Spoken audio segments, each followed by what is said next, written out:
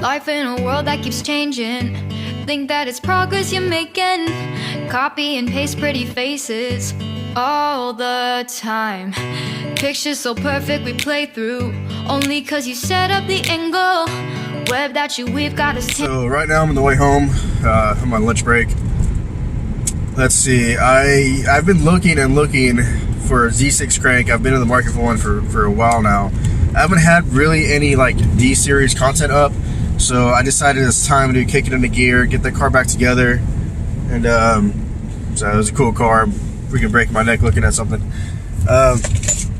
So I was having a hard time finding one on eBay by Nippon, because they sometimes offer cranks that are, you know, stock size journals, and they're refurbished, but they use cranks that aren't messed up enough to be reground. You know, they're good enough to be able to just be like polished.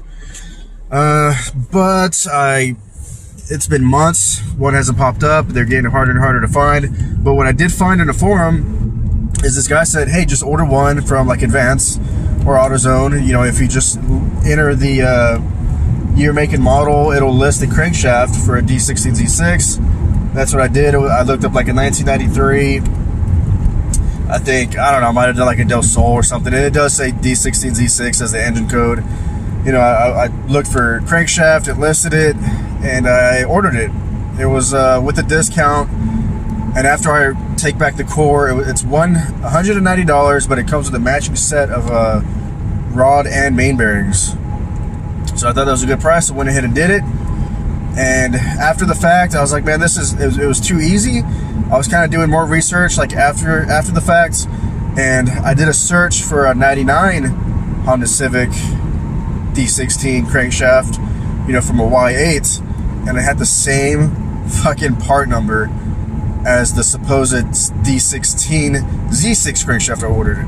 So they're selling people the same part number for the Z6 and Y8. It's the same part number. So I'm on the way home right now to grab this package, open it up, and it's kind of a surprise.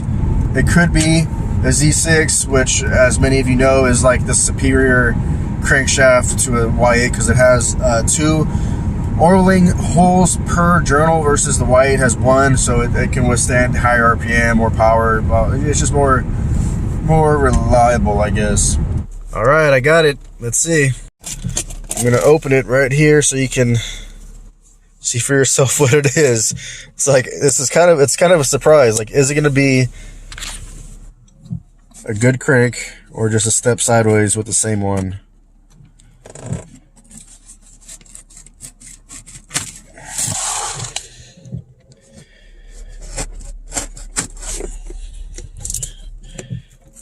I got a feeling it's like a 90% chance it's going to be a Y series crank out of a newer D16, because those are just by far like the most common ones. That's probably what I'm going to get here. But there's a small chance it could be a good one. Come on. Let's see how it looks. Okay, the crank. I'm assuming this is the matching set of rod and main bearings. I know, I'm not looking at the crank just yet. I'm being suspenseful. Damn, it comes with King bearings. Nice. Okay, I wasn't expecting that. King's a legit brand. What are these? I think thrust washers. Hell yeah, that's cool. Being from Advanced Auto, I wasn't expecting King bearings. That's a nice little surprise. Alright, but now let's get to the most important thing. The crank. I'm going to put on the plastic.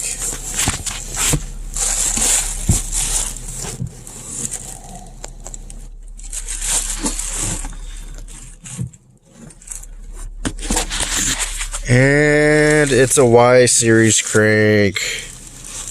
Boo. Only 1 oiling port per journal. It does look really nice though. It says it's, you know, they resurface them, they micro polish, and they include a set of oversized bearings. It does look really good, but unfortunately it is not a Z6 crank. Pretty much what I was expecting. A little bit of a bummer. Oh, well, damn. Alright, so I actually had a little plan. Alright, depending on if this was the Z6 crank or the Y8 crank. Because on the turbo single cam, I don't want to... There's no point in pushing the Y crank because it's not going to hold.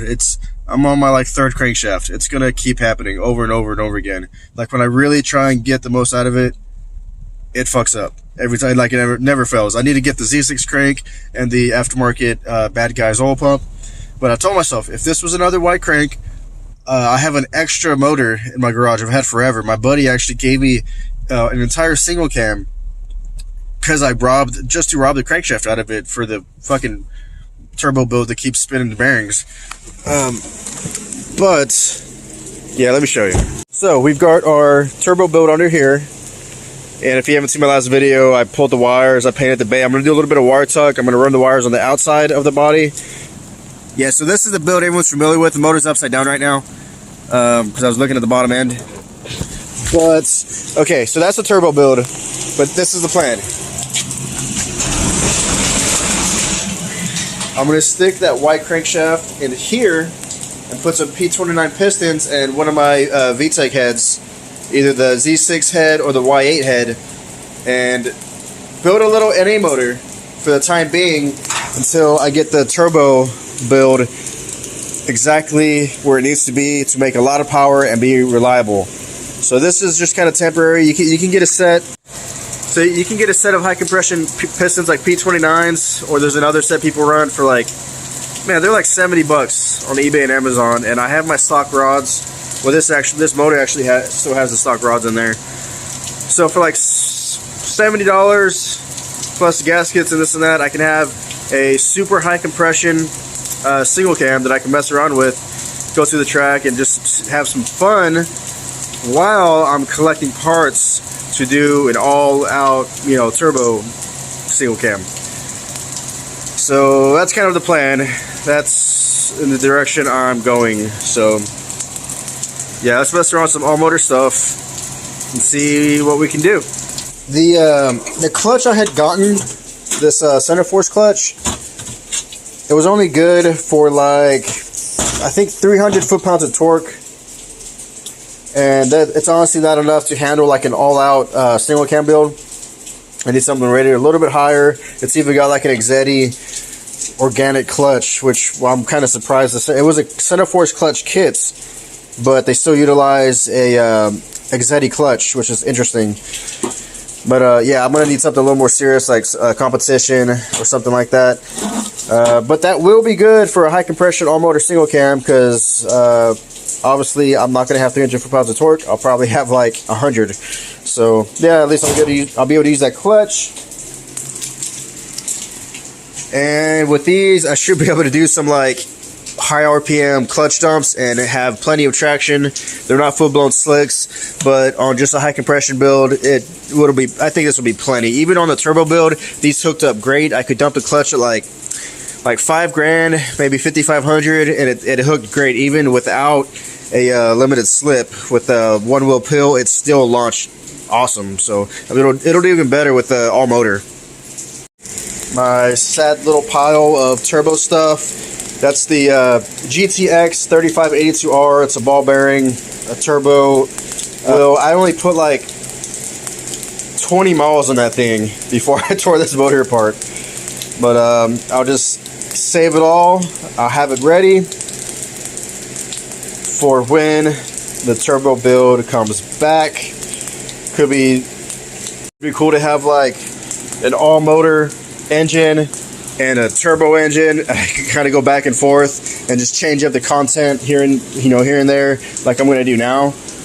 But yeah, of course, I'm just going to put this all aside and save it. It's a brand new turbo, the custom manifold, all this stuff is still good.